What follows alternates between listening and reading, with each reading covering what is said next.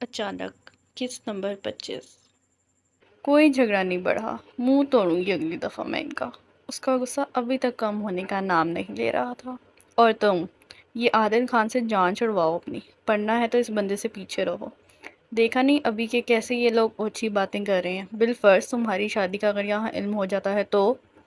उसकी बात सुनकर वो सहम गई थी। तभी वो मजीद बोली, जिस रोज़ अंकल बिलाल और आदिल खान के बाप ने यहाँ तमाशा खड़ा किया उस रोज़ शुक्र करो ये सब नहीं थी। अभी तो तुम्हें आदिल खान की गाड़ी से एक दो मरतबा उतरते इन लोगों ने देखा होगा।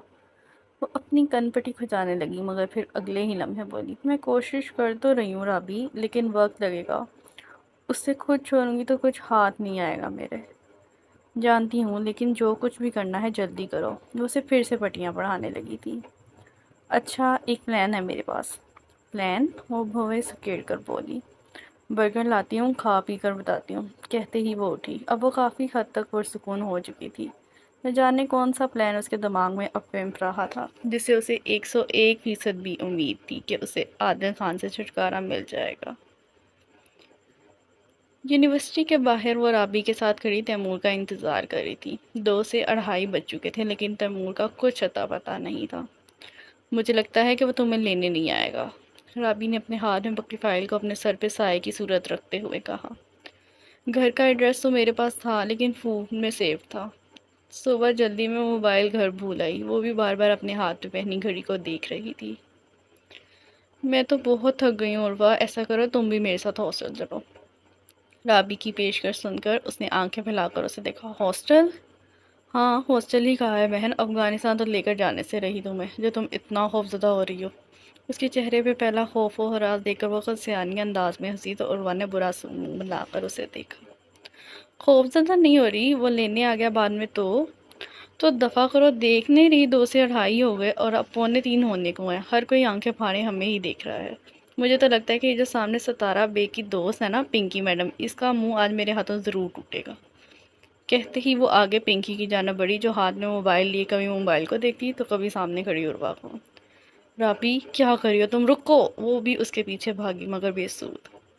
राबी ने अपने हाथ में पकड़ी फाइल उर्वा को थमाई और अपनी आसीने ऊपर चढ़ाते हुए उस पर चढ़ दौड़ी। हाँ भाई क्या मसला है तुम्हारा, तुम लोग तो खामखा पीछे ही पड़ गई हो, क्या देख रही हो हमें। राबी राबी। उर्वा ने उसका बाजू पकड़कर उसे फ़ौरन से पीछे किया। तो तुम वही उर्वा बिलाल हो। पिंकी ने हाथ में मौजूद मोबाइल स्क्रीन पे चलने वाली वीडियो को बगौर देखते हुए सामने देखकर उसे कहा। उर्वा ने भौवें से कहकर उसे ज़रा ना समझी वाले अंदाज में देखा। इतनी देर तक एक गाड़ी उनके माबैन आकर रुकी। सतारा बेग अपने उसी नाजुक नखरे के साथ एक बार फिर से सामने आई। उसने गाड़ी का दरवाज़ा खोला और बाहर आई। तो तुम हो वो उर्वा बिलाल। हैरत हुई मुझे, आदिल खान ने तुम जैसी मुलानी को घर से भगाया। आखिर क्या देखा उसने तुम में। वही हुआ जिसका उसे डर था। राबी भी हक्का बक्का रह गई कि ये सब उसे कैसे पता चला। मुझसे पंगा ले रही थी ना तुम दोनों। क्या कहा था तुम्हारी दोस्त ने, मैं चुड़ैल हूँ। वो बेज़ब्त हंसी तो राबी ने मुंह बेगार कर उसे देखा। चुड़ैल तो तुम लोग हो, हुलिया देखो और अपनी हरकतें देखो, पेंडू कहेंगी।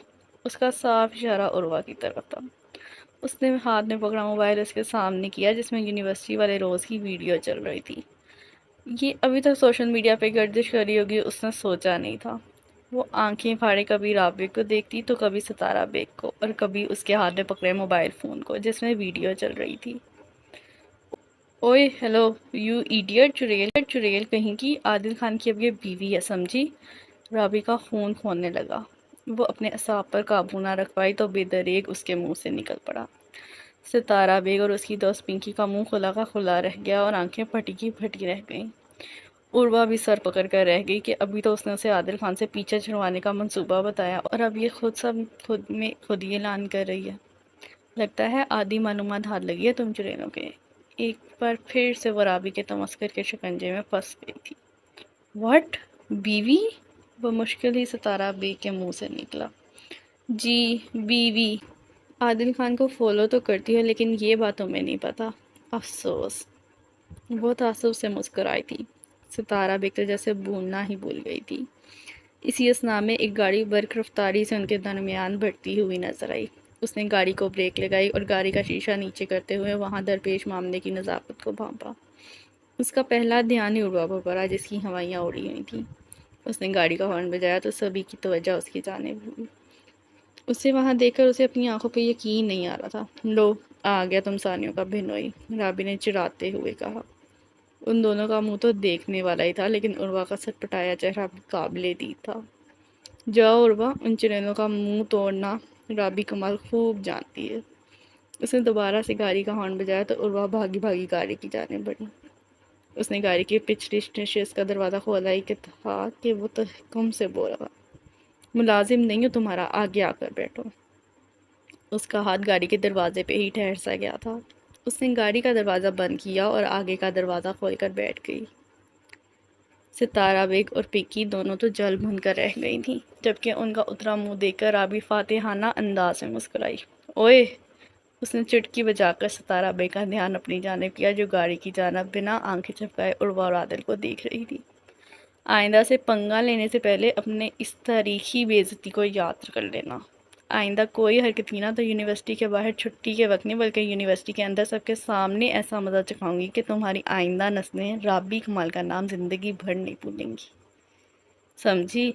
دھمکی امیز لہجے میں انگلی کے اشارے سے کہتے ہی یہ جا وہ جا، جبکہ وہ دونوں وہاں کھڑی دان پیستی ہی رہ گئی۔ کیا ہو رہا تھا وہاں؟ دوسری طرف اس نے گاڑی کو ریس دے کر آگے کو بڑھایا اور اسے یونیورسٹی کی سڑک سے کھلی کشادہ سڑک پر لے آیا۔ جواب ندارد، کچھ پوچھ رہا ہوں میں، مجھے تم سے کوئی بات نہیں کرنی، وہ کرک تمیز لہجے میں بولی۔ ہاں تو میں تو جیسے مرا جا رہا ہوں نا، یہ وہ صرف سوچ ہی سکتا تھا۔ تمہارا مسئلہ کیا ہے آخر؟ صبح تم نے تیمور کے ساتھ بھی بدتمیزی کی اور اب… آخر وہ بول اٹھا۔ کیا؟ تیمور کے ساتھ بدتمیزی؟ اور میں نے… چونک کر حیرت بھری نگاہیں لیے وہ بولی۔ تم تو ایسے کہہ رہی ہو جیسے تم نے کبھی کسی کے ساتھ بدتمیزی کی ہی نہ ہو۔ منہ بناتے ہوئے طنز بڑی مہارت سے داغا گیا۔ کیا مطلب ہے اس بات کا؟ وہ تقریباً چیخ اٹھی تھی۔ اب دیکھ لو ذرا خود کا حال۔ خیر بڑی ہو جاؤ please, I really can't afford your behavior، عاجز آ کر وہ بولا تھا۔ اس نے آنکھیں پھیلا کر اسے دیکھا۔ وہ جس صورتحال سے نکل کر آئی تھی اس سب کا ذمہ دار وہی تھا، اور اب وہ اسے ہی سنا رہا تھا۔ Shut up, just shut up. برداشت کی حد اب ختم ہوئی تھی۔ اس نے فوراً سے بریک پر پاؤں رکھا اور اپنی نظریں گھما کر اسے دیکھا۔ کیا بدتمیزی ہے یہ؟ میں تم سے کیا کہہ رہا ہوں اور تم ہو کے ناگواری کے تاثر لیے وہ بولا تھا۔ میں کروں گی بدتمیزی تم سے؟ ہاں کروں گی، کیا کر لو گے؟ ہاں؟ وہ ہاتھ نچا کر پاگلوں کی طرح بولی تھی۔ پاگل ہو گئی ہو تم؟ یہ کون سا طریقہ ہے بات کرنے کا؟ اور جو تم کر رہے ہو وہ سب کیا ہے؟ آنکھوں کو گول کرتے ہوئے اس نے پوچھا۔ کیا کر رہا ہوں میں؟ تیمور کو فون لگاؤ، سخت کرے لہجے میں وہ بولی۔ کیا اب اسے مزید کچھ سنانا باقی ہے؟ وہ سر پکڑ کر رہ گیا۔ اس سے پہلے تو کچھ نہیں کہا، لیکن اب فار گاڈ سیک عروہ بس کرو، خدا کے لیے۔ یہی تو، خدا کے لیے تم سب میری جان چھوڑ دو، تنگ آ گئی ہوں میں اب اس سب سے۔ ہاتھ جوڑے کہتے ہوئے اس کی آواز بھر آئی اور آنکھیں نم ہونے لگیں۔ کس سب سے؟ خشمگین نگاہیں اس کے چہرے پہ ڈال کر اس نے سوال پوچھا۔ تم سے اور تمہارے سکینڈل سے۔ مجھ سے تنگ ہو یہ تو سمجھ سکتا ہوں میں، مگر میرے سکینڈلز؟ کون سے سکینڈلز؟ وہ دبے دبے انداز میں اسے دیکھ کر مسکرا رہا تھا، جو اپنے آنسوؤں کو اس سے چھپانے کی کوشش میں تھی۔ اس نے فوراً سے اے سی آن کیا اور اسٹیئرنگ سے ہاتھ ہٹا کر اس کے اسکارف کو کھولا۔ اس کی اس بے ساختہ حرکت پہ وہ اس سے دور ہٹی ہی تھی کہ اس نے اس کا بازو پکڑ کر اسے اپنے قریب کیا۔ اس کا اسکارف اگلے لمحے کھول دیا گیا تھا۔ گہری کالی زلفیں اس کے کندھوں کو ڈھانپ گئی تھیں۔ ایک لمحے کے لیے تو وہ اس کی آنکھوں کے سحر میں کہیں محو سی ہوئی۔ وہ کہکا لگا کر ہنسا تو اس نے اپنی آنکھیں جھپکائیں۔ بیگم جان، برقعے سے لگتا ہے تمہارے دماغ کو گرمی چڑھ گئی ہے۔ ایک اور کہکا بلند ہوا تھا۔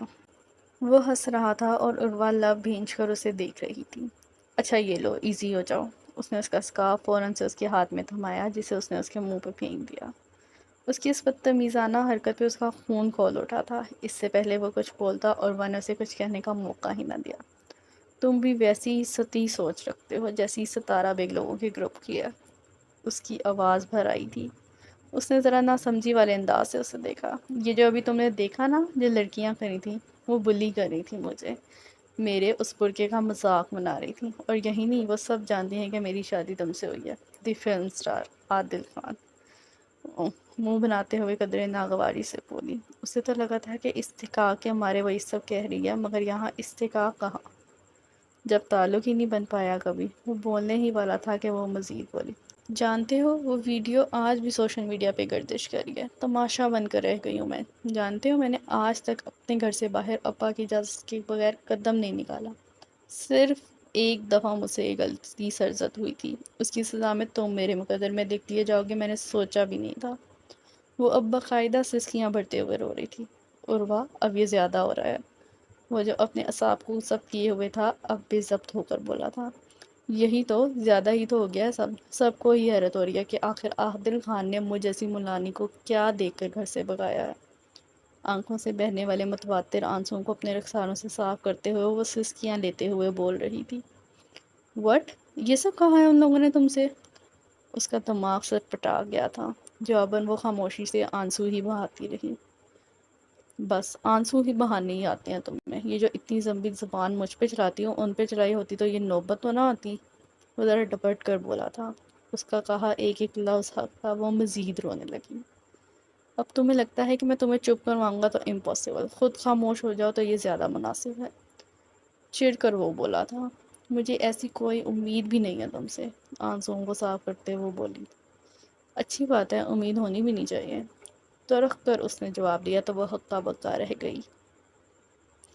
اچھی بات ہے، واضح کر دیا تم نے، کہتے ہی اس نے ہونٹ بھیجے اور اپنا سکارف اس کے ہاتھ سے لے کر سر پہ اوڑھا اور بیگ کرنے پر لٹکاتے ہی گاڑی کا دروازہ کھول کر باہر آئی۔ اس کی اس حرکت پہ وہ آگ بگولا ہو کر رہ گیا۔ بجلی کی تیزی سے وہ گاڑی سے باہر آیا۔ کیا بدتمیزی آئی، گاڑی کے اندر بیٹھو، مگر وہ تھی کہ اسے انسنا کرتے ہوئے آگے بڑھتی جا رہی تھی۔ وہ سرعت سے آگے بڑھتا جا رہا تھا اور وہ تھی کہ اس کی کسی بات کو سننے سے ہی قاصر تھی۔ سورج سوا نیزے پہ آگ برسا رہا تھا اور یہاں دونوں سنسان تپتی سڑک پہ ابل رہے تھے۔ اس نے ارد گرد نگاہ دوڑائی تو کوئی ٹیکسی یا رکشہ نظر نہیں آ رہا تھا۔ ہر گزرنے والی گاڑی اپنی ہی دھن میں محو سڑک سے فراٹے بھرتے ہوئے گزرتی جا رہی تھی۔ وہ ایک ہی جھٹکے سے آگے بڑھا اور اس کا بازو پکڑ کر اپنی طرف کھینچا۔ تم اتنی خودسر ہوگی، کاش میں جانتا ہوتا، اور تم اتنے کانوں کے کچے ہوگے، کاش میں بھی یہ بات جانتی ہوتی۔ گاڑی میں بیٹھو، ہم گھر جا کر بات کرتے ہیں۔ قدر تحکم سے وہ بولا تو اس نے ایک ہی جھٹکے سے اپنا بازو اس کی گرفت سے چھڑایا۔ کون سا گھر؟ او اچھا، آپ کا گھر، جن سے مجھے کوئی امید نہیں رکھنی چاہیے۔ ہاں، تم غلط مطلب لے رہی ہو میری بات کا۔ آخر وہ نرم پڑا تھا۔ نہیں، بالکل ٹھیک مطلب دیا ہے میں نے۔ چاہتی کیا ہو آخر اب؟ آنکھوں کو بند کیے خود کو پرسکون کیا اس نے پوچھا تھا، جبکہ اس لمحے اسے اس پہ شدید غصہ آ رہا تھا۔ تیمور سے ملنا چاہتی ہوں۔ واٹ؟ اس نے آنکھیں پھاڑ کر اسے دیکھا۔ تیمور سے؟ مگر کیوں؟ جواب ندار۔ دیکھو، اگر تو تم اسے معافی مانگنا چاہتی ہو تو اس سب کی کوئی ضرورت نہیں ہے۔ اور اس کی بات ادھوری رہ گئی جب وہ جھنجھلا کر پڑی۔ معافی مائی فٹ، معافی تو وہ مجھ سے مانگے گا۔ اس کی کیفیت کے پیش نظر اس نے کچھ دیر سوچا اور پھر اگلے ہی لمحے تیمور کو کال ملائی۔ فون کان کے ساتھ لگائے وہ بھلے ہی تیمور کے کال اٹھانے کے انتظار میں تھا، مگر اس کی نظریں عروہ پہ ہی مرکوز تھیں، جو غصے سے ابل رہی تھی۔ کہاں ہو؟ ہیون میں، دوسری طرح سے وہ ذرا مذاق کے موڈ میں بولا تھا۔ لوکیشن واٹس ایپ کر رہے ہوں، جلدی پہنچو، بنا تاثر اس نے کہا تھا۔ خیریت؟ کہیں سیر کا پروگرام ہے میرے بچے، تو عروہ بھابی کو لے جاؤ نا۔ اس کے چٹکلے تھے کہ ختم ہی نہیں ہو رہے تھے، مگر عادل کی طرف سے فون رکھ دیا گیا تھا۔ چلیں اب، کسی کنیز کی طرح ہاتھ کے اشارے سے وہ بولا تو ہونٹ سختی سے بھیجے وہ چپ چاپ آگے بڑھی۔